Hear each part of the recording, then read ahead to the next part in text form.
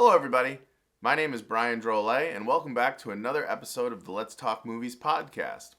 So, today on this episode, I'm going to give you guys my reaction to the latest DC movie, The Flash. Now, I'm going to first give you a spoiler-free review/reaction. And then after that, I'm going to go into a spoilers version. So, you're safe on the first portion of this video. And then I'll warn you when I'm going to give some spoilers.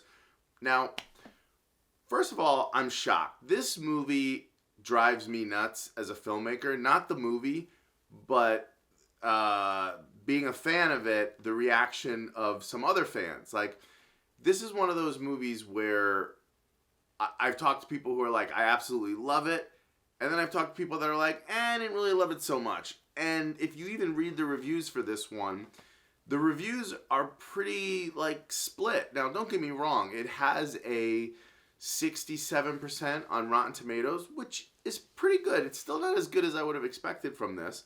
But 67%, I mean, that's if almost 7 out of 10 people like, something you've made, you're doing pretty well. There's only 3.5 people that are like, but, screw those people.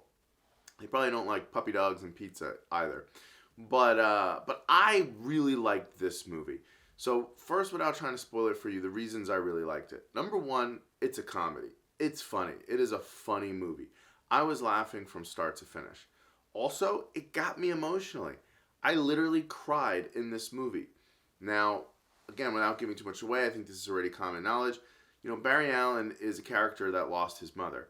In real life, I've lost my mom. So I'm the perfect candidate to know, is this story going to resonate? It totally hit me in the heart.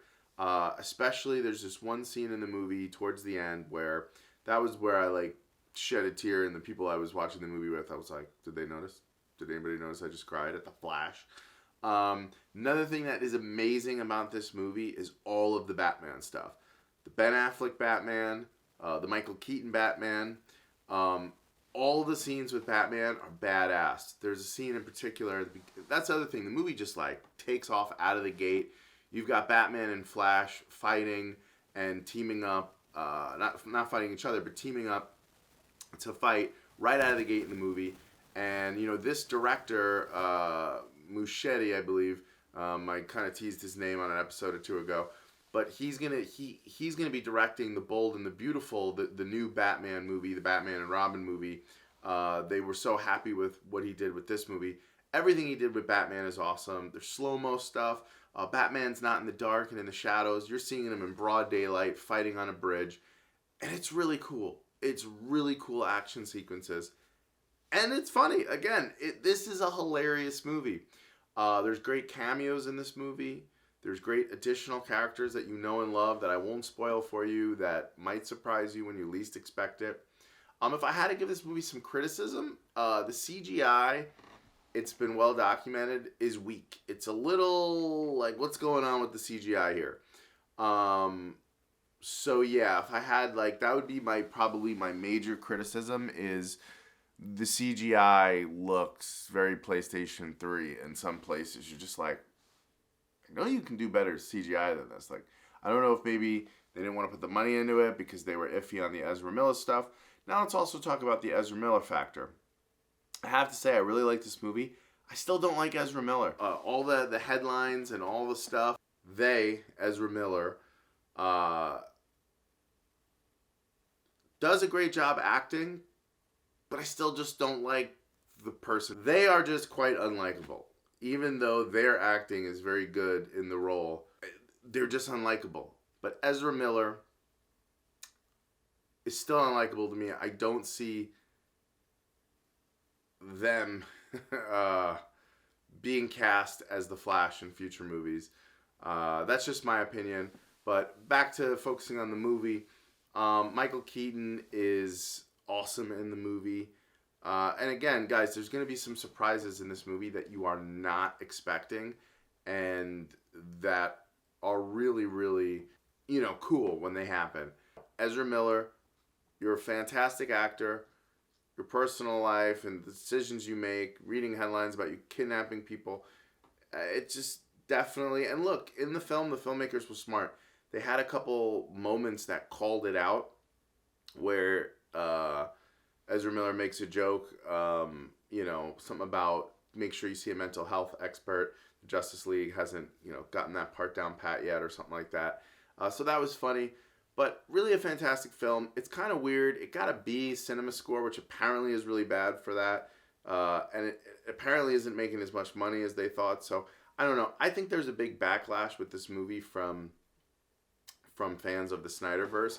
That's what I really think is going on. Like, people don't want it to be good because it's the end of the Snyderverse.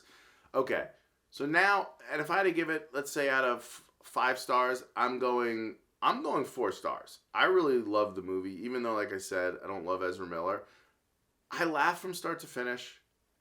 I love the Batman stuff. And yeah, any of its flaws, I'm taking off a point because I didn't like the CGI.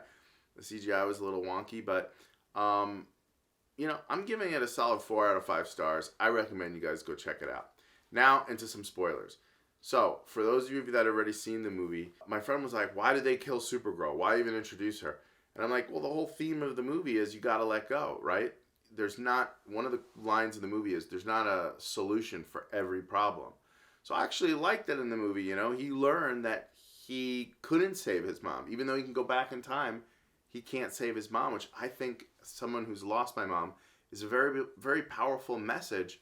Is like, that was always the plan, and it had an effect on you. It gave you a pain that turned you into you. Like, look at Batman.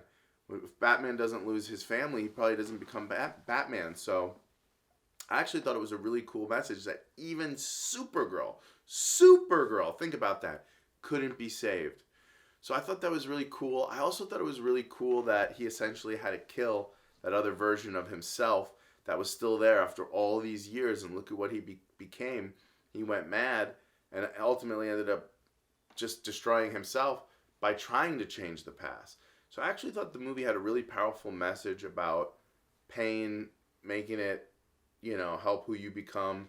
And just, I thought it was a powerful message. And that scene where he has to put the tomato soup back, or the tomatoes back in his mom's, shopping cart. Oh my gosh, that's where I cried. And like, I will say, Ezra, you did a fantastic job, like, showing that emotion of how hard that was for you to undo bringing your mom back. So really good. And just, again, the movie was so funny.